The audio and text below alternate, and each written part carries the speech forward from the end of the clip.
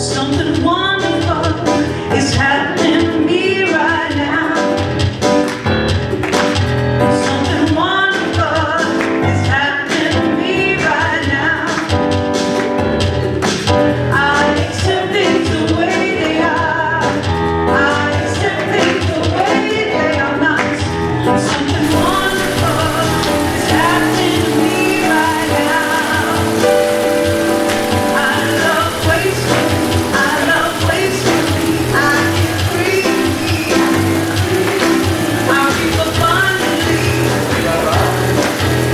I already have everything I need. Wonderful is happening to me right now. Don't you feel it? Something wonderful is happening to me right now. Oh yeah, I accept things the way they are. I will. I accept things the way they are not. Something wonderful is happening to me right now. Good morning. We're Hello. so glad to see you all. Look at all the beautiful women we have here in this center. Everybody sorry. want to come just for the girls. Yes, she dances too. Welcome to the Center for Spiritual Living. Good morning and welcome to the center. It's a fabulous place to come and spend Sundays. I am teaching the children today, so I am sitting here. If you build it, they will come. All right. Happy morning to you. I invite everyone in this sanctuary to relax. And if it's comfortable for you, close your eyes. And invite to take our collective deep breath in. And slowly exhale.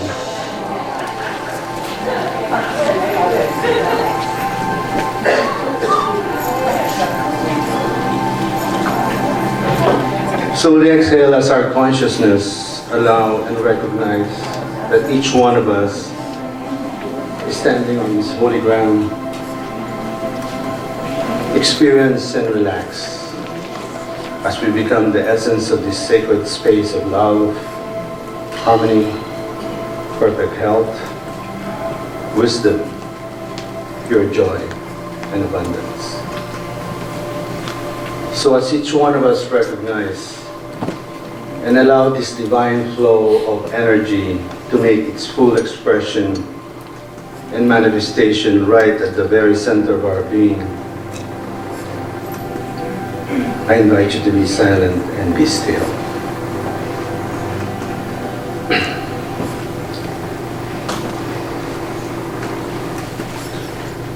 In silence, I let myself get out of the way as I let go and glow, illuminating my eternal light, my true source that is in me, through me, and as me.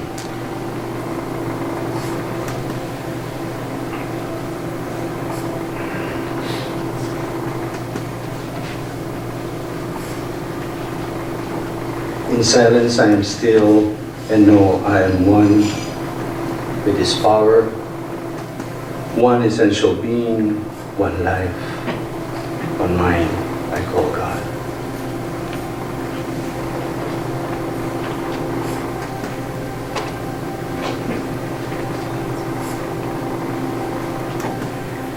In silence, I speak the word of perfect health for my body, my feelings, and my thoughts, knowing that the source within me is the power that brings this wholeness into complete being.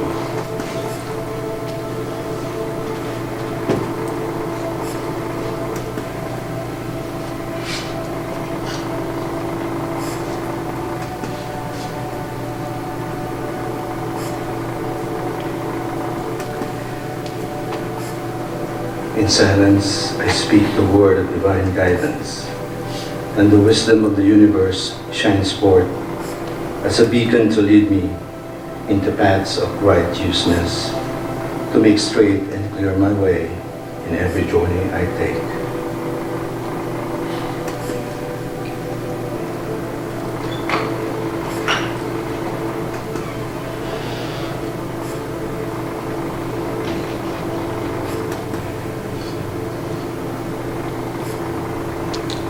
In silence, I speak the word of abundance, and the source within overflows my cup, directing and guiding me to what I'm seeking is seeking me as well.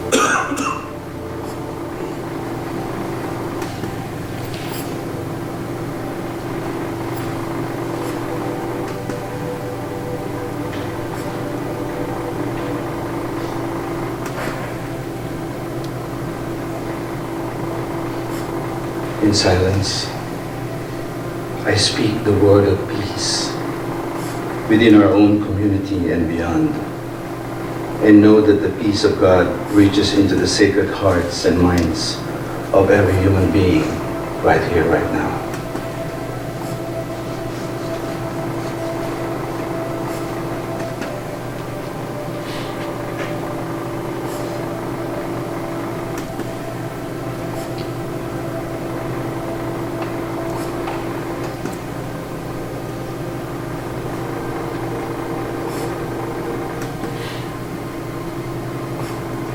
And so as I invite you back from your silence, back into this room, let's all take another collective deep breath in and exhale slowly. As I welcome you back in this sanctuary and enjoy faith and gratitude. I lovingly say, and so it is. Please allow yourself to be comfortable and take this moment to close your eyes. And just being in the quietness and stillness of all that is, and recognizing and knowing that there is only one power, one infinite intelligence that is in and around and through me, as me, right here and right now. I know that God is love, God is peace, infinite intelligence, absolute love. And I know that this is true for me, and I know it is true for everyone that hears my voice this morning, that there is peace and that there is love within and within this world. In this brand new year, I stop and remember to be in this sacred moment within where God is, recognizing and knowing that within is all the answers that I need. I give thanks this morning, letting go of old thoughts and old ways of doing things that never worked. Recognizing the truth that as I live and stay and breathe in this moment of truth, more truth will be revealed to me right here and right now. I recognize a healthy, whole, and perfect body. I recognize abundance in all areas of my life. And I give thanks this morning for my loved ones, near and far. I know that no matter how far, God is.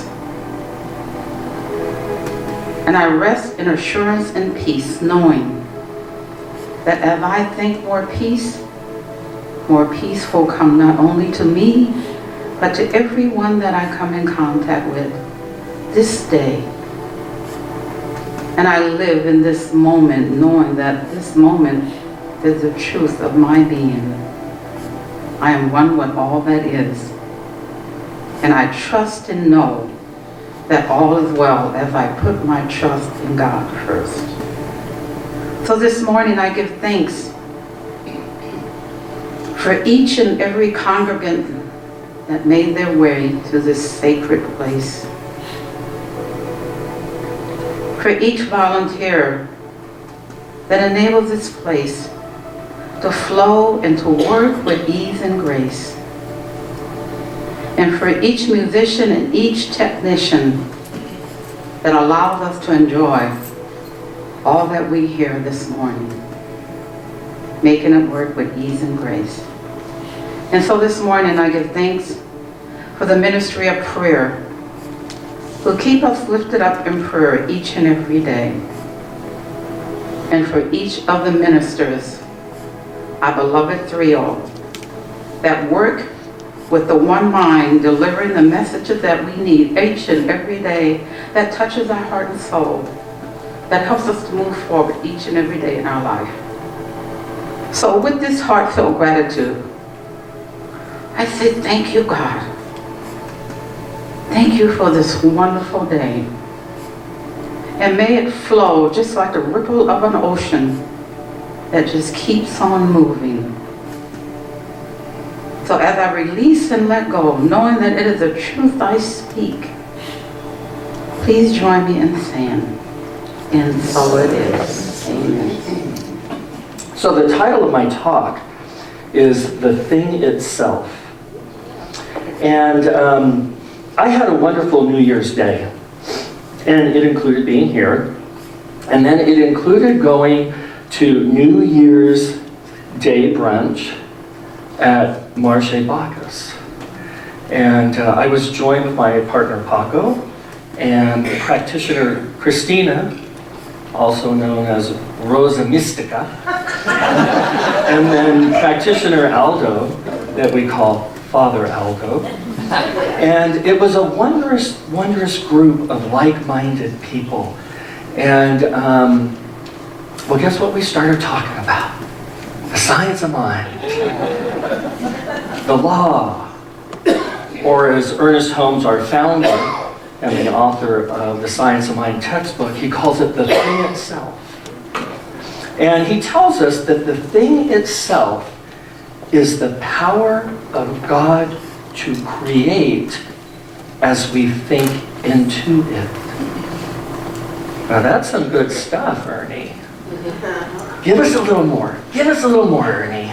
Let's see, page 268, he says, this law says that whenever and wherever there is an adequate subjective image, in other words, an image in our minds of something which does not contradict the nature of the universe, that image will not only tend to take form, but will take form and will manifest. This law we did not make, and we cannot change. That's some good stuff, Ernest. A little bit more. A mental avenue must be provided through which the law may operate as a law of liberty if we are to be free. This does not mean we must please the law, for it is impersonal, and neither knows nor cares who uses it, nor for what purpose. But because it is impersonal, it is compelled by its very nature to return to the thinker exactly what he or she thinks into it. The law must never be overlooked. Whatsoever a man soweth, that shall he also reap. Now, every time I read from this book, I think to myself, this is amazing. If we know this and we apply this, this is the truth that sets us free. So, back to New Year's brunch. And so as this wonderful group talked about the science of mind, the thing itself, if you would, we began to talk about how going to a restaurant is like how we live life and how we use the thing itself to create what we want. So let us start out with our first observation. We were all given menus. And I don't know if you've ever been to Marche Bacchus. Yes. But there are the yummiest of yummy things at Marché Bacchus. And it was a really wonderful experience because I could look at the experience with different eyes because, you know, I started to watch as everyone went through all of the possibilities. And ultimately, it was fun to see everyone go through each item and talk about it and ultimately pick what they wanted.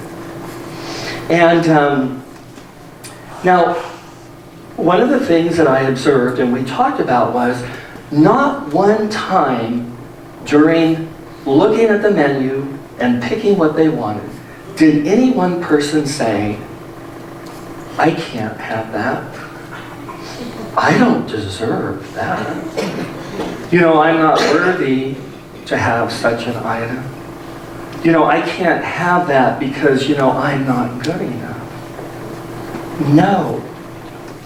Everyone went through the process with great delight and picked out exactly what they wanted. And what that illustrated for us was that's exactly how we have to look at the menu of life. And you say, well, what is the menu of life, Reverend Dan? What's the menu? What are my choices? And I say this, every single thing that you can see in the world is part of the menu. And everything that you can see and conceive here is part of the menu. And you say, well, you know, I can't just go down and take Donald Trump's big high-rise. And I would say to you, no, you can't.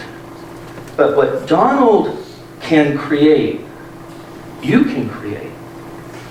See, we are all created equal. We are all created with the same ability to create. So the menu is wide open. And we have to look at everything as though it is possible. We have to look at everything as though it is possible for us. Now, someone will say, well, Danny G, slow your roll. Calm down a little bit. Now here's what I say.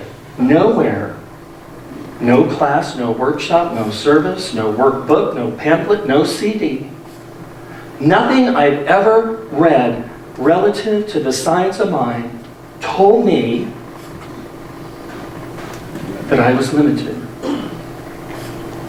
Nowhere did Dr. Holmes say, you better settle down. You need to compromise. All the great teachers, including the greatest of all teachers, told me that all things are possible. And this is the man, by the way, who rose people from the dead and said, you will do these things and greater. But we have to remember one thing. This thing itself can only bring to us what it can bring through us. It can only bring to us what we order off the menu of life through our own thinking. So then it came time to order. And when each was asked what they wanted, every person, it was kind of funny because every person was very excited and they were very proud of what they wanted to order. And they would describe the dish they were ordering. Now, I don't mean to call him out, but I want to describe how Father Aldo ordered. Yes. I will have the summer green salad with the creamy rhubarb dressing. And then he'd go like this. Then I would like to follow that up with the truffled goat cheese Napoleon with the layered puff pastry. And finally, I will have the Prince Edward Island mussels with garlic bread. And we almost all stood up and gave him a standing ovation. And what was funny is each and every person followed suit. Each expressed their desire with passion. Now what this illustrated for us is each person, first and foremost, clarified. Remember what Reverend Stacy said last week about your life. You have to get clear, you have to clarify what you want in your life. Read her PS on the bulletin. She talks about it again. But each and every person went through the menu. They were clear about what they wanted. And then they articulated it with great energy and enthusiasm and commitment. And by the way, that's how the server knew what to bring us. See? You can't just order and sit there and hope the server figures out what you want. And so, two things. How can the law, the thing itself, the law, know what to bring you if you can't even decide what you want? And then, how can the thing itself bring you what you want if you can't tell it what you want? If you can't clarify and articulate? And we must never forget in this teaching that when we place our order with the universe, we must do it the same way, with great energy, with great enthusiasm, with great commitment. And there is a reason, and Dr. Holmes tells us this. Page 398, Dr. Holmes says, our mental acceptances should be filled with conviction, warmth, color, and imagination. The creative power responds to feeling more quickly than to any other mental attitude.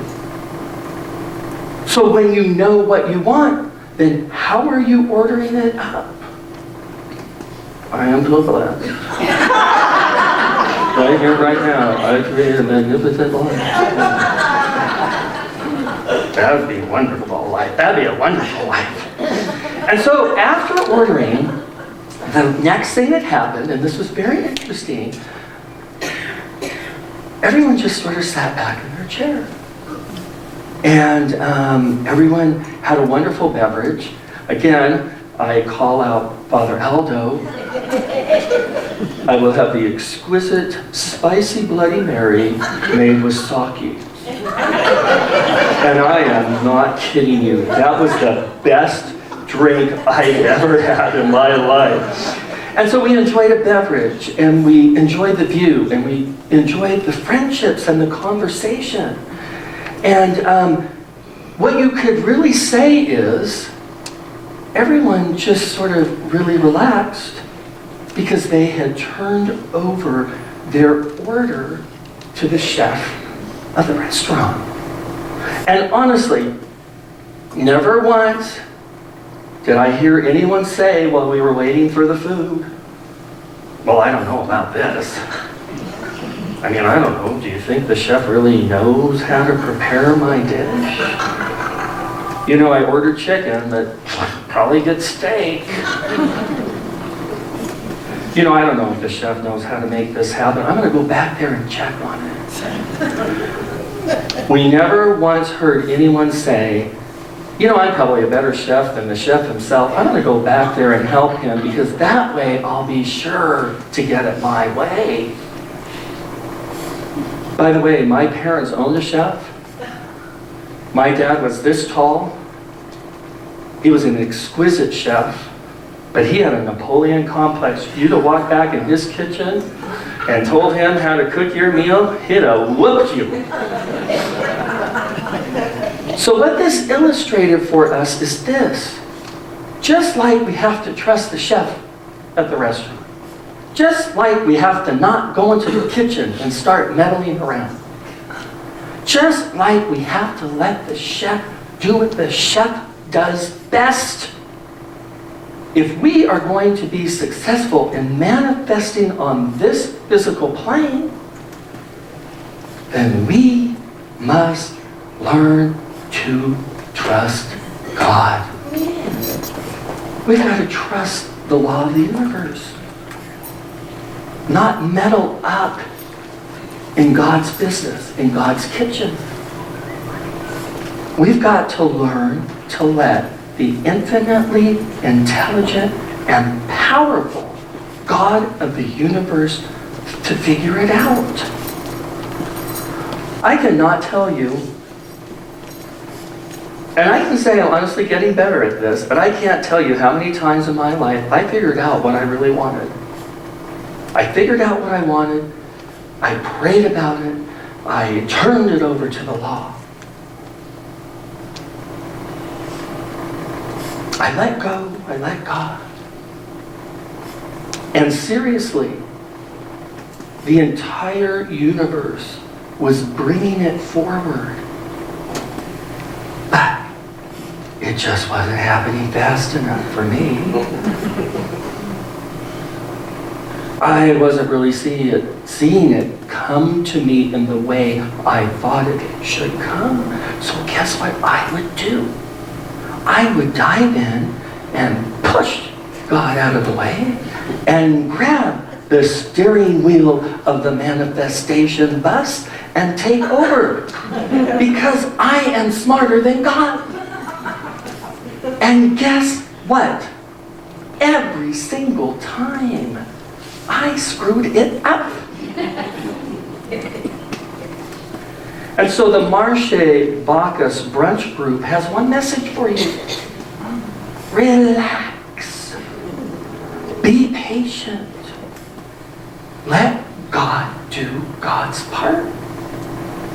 And when you know it's just not happening fast enough for you, I want you to remember this wonderful saying from my Catholic days, and it was this: God's timing is not your timing. But God's timing is always perfect. So guess what happened next? The food came. And all of the faces lighted up. And there was great excitement as each plate was placed in front of each person. And it was something else to watch every person take that first bite. Aldo. Oh, that is so good. Rosa Mystica. Oh, this is delicious. Precious Paco. Oh, Papi Chulo. This is delicioso. And what that illustrated for us when we talked about it was interesting. When everyone received the meal that they ordered, they were prepared to enjoy it. And they enjoyed it. Now, why do we bring that up? Why would we even mention this? Well, we talked about ourselves and friends that we know, and what we've said is sometimes people manifest exactly what they want. And then when they get it, they begin to question. Oh, is this really for me? Is this really what I wanted? You can hear them say, well, you know, that it didn't exactly come the way I thought. Some people start to question whether they're worthy to have it. And when we don't feel worthy to have what we've manifested, guess what we do? We find ways to push it out of our life. And there are some who have manifested the greatest dreams of their lives, greatest opportunities. But sometimes with great opportunity comes great responsibility. And so people become afraid, and so they create ways to let those opportunities slip through their fingers. Just a reminder, the universe would never have given it to you if you couldn't have handled it. God is too good and too loving to let that happen. So, after discussing all of this, we decided that being a co-creator with the universe is about learning. And it is not just about learning to enjoy figuring out what you want. It's just not about learning to enjoy how to take right action so you get into the vibration of what you want. It's just not learning to enjoy the in-between. The in-between of when you've prayed for it and when God delivers it. But most of all, it is about learning to enjoy it when it comes. And how do we learn to enjoy it when it comes?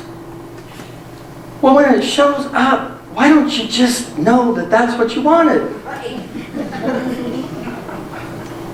And know that the infinite intelligence. See, this is why when you become clarified, and you become clear about what you want, and you turn it over to this infinite intelligence, we have to remember that this infinite intelligence knows where every molecule is in the universe. This intelligence knows where every person is. This intelligence knows every activity of every living and non-living energy, how it is all connected together.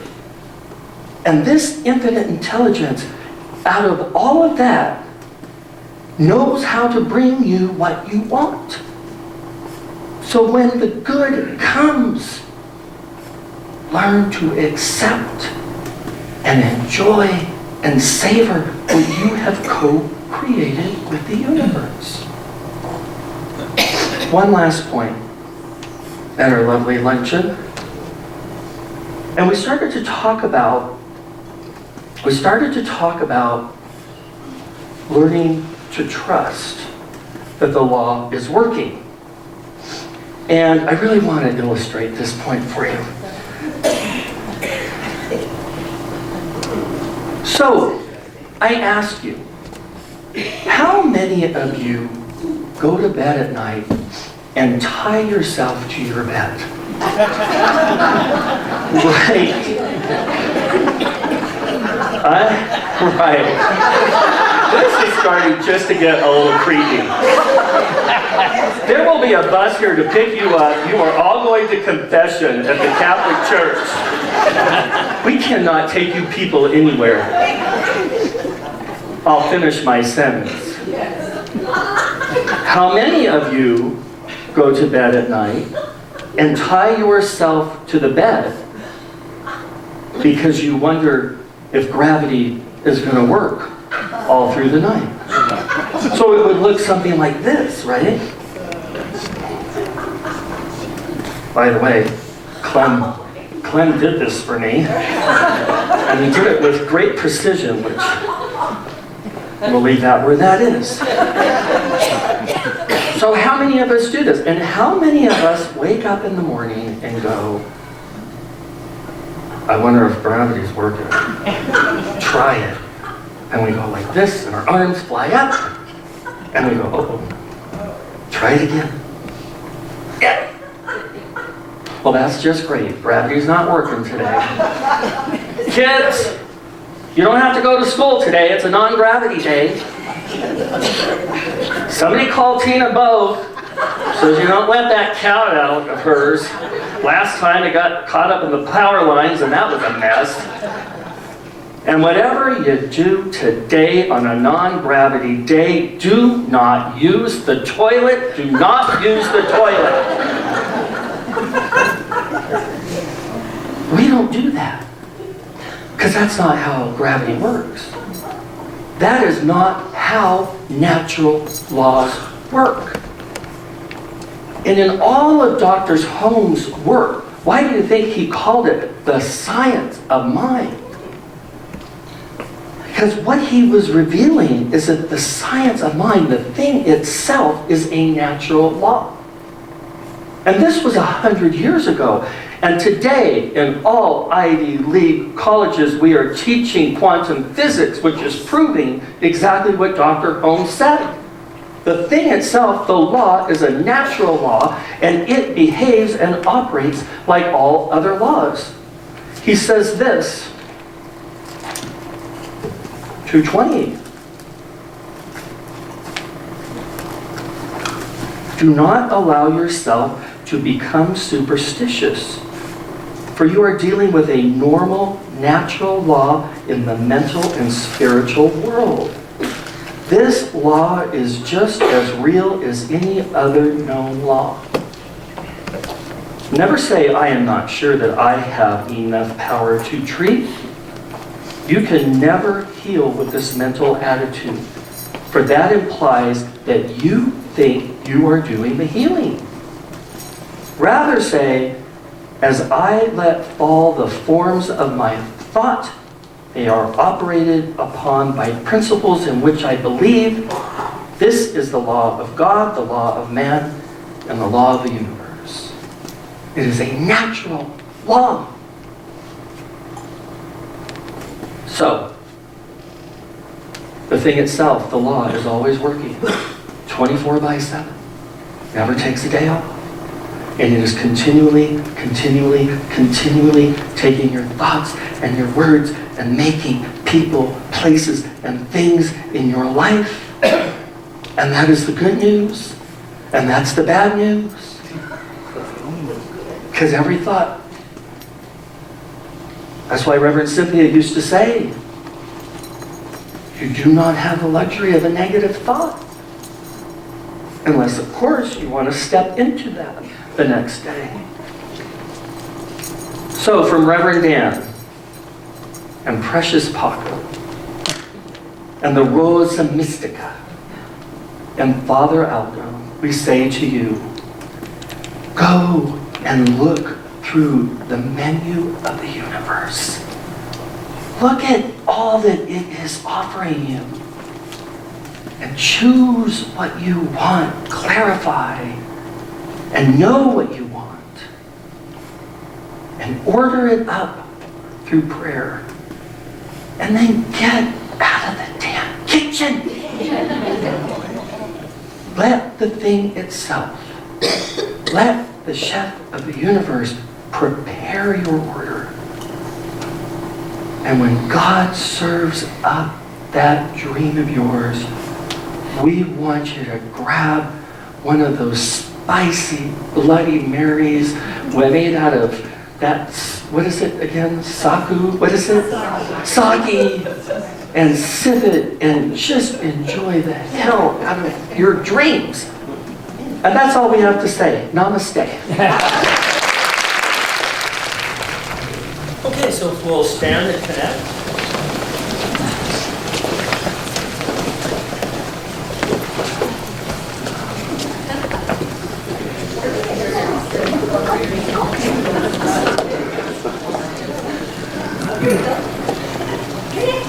So if you would, with me, take a deep collective breath.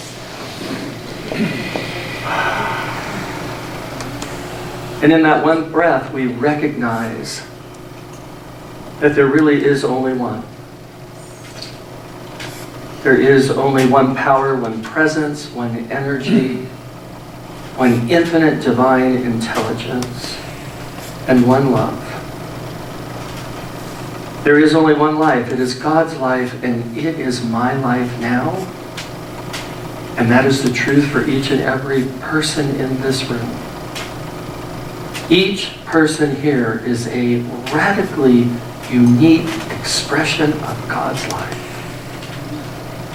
And yet, each is connected to every other one. I am holding the hands of God. And so in this knowingness, I just give thanks. I give thanks for this day and the gift of life. I give thanks for this teaching. I give thanks for this center. And I give thanks for knowing that I and each and every person here can order something new off the menu of life. I give thanks knowing that each person leaves here, they are divinely guided and guarded and protected and provided for. And I just declare that each person this week has the best week ever. And so for all this good, I simply say, thank you, God. And together we say, and so it is.